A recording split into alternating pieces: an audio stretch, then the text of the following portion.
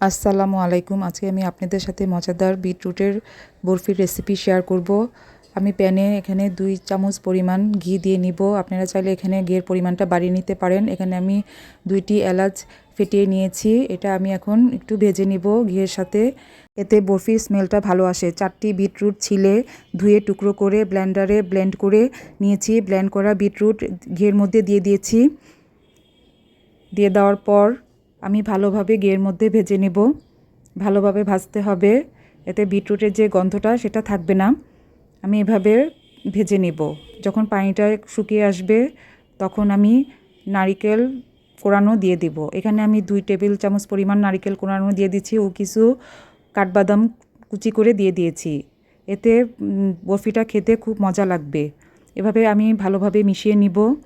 মিশিয়ে নেওয়ার পর এখানে ঘন করে জাল দেওয়া 1 কাপ দুধ আমি দিয়ে দিব। দিয়ে আমি ভালোভাবে বিটরুটের সাথে মিশিয়ে নিব। মিশিয়ে নেওয়ার পর যখন ভালোভাবে মিশে যাবে তখন আমি এখানে 1/2 কাপ চিনি দিয়ে দিব। মিষ্টিটা আপনাদের পছন্দ মতো দিয়ে নেবেন। ভালোভাবে মেশানোর পর আমি মিডিয়াম লো আঁচে আমি ঢাকনা দিয়ে ঢেকে দিব। যখন বিটরুটটা সিদ্ধ হয়ে যাবে এবং পানিটা শুকিয়ে যাবে তখন আমি 2 টেবিল চামচ পরিমাণ গুঁড়া দুধ দিয়ে দিব। গুঁড়া দুধ দিলে এখানে মাওয়ার কাজও করে এবং পানিটা টেনে নিতেও সাহায্য করে। এভাবে আমি ভালোভাবে মিশিয়ে নিব। মিশিয়ে নেওয়ার পর যখন প্যান থেকে উঠে আসবে তখন আমি উঠিয়ে নিব। এই অবস্থায় আপনারা গোলাপ জল অথবা ভ্যানিলা এসেন্স দিতে পারেন যদি আপনাদের বিটরুটের স্মেলটা ভালো না লাগে। যে ট্রেতে আমি বিটরুটের হালুয়া রাখবো সেই ট্রেতে আমি ঘি ভালোভাবে মিশিয়ে নিব। মিশিয়ে নেওয়ার পর আমি এখন বিটরুটের হালুয়া আমি ঢেলে নিব।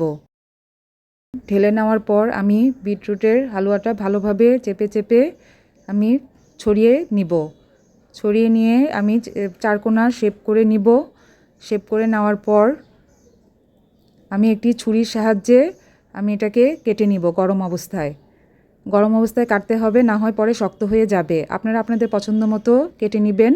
আমি স্কোয়ার সাইজ করে কেটে নিচ্ছি। এর মধ্যে আমি কাজু বাদাম দিয়ে সাজিয়ে নিচ্ছি। আপনারা আপনাদের পছন্দ মতো সাজিয়ে নেবেন।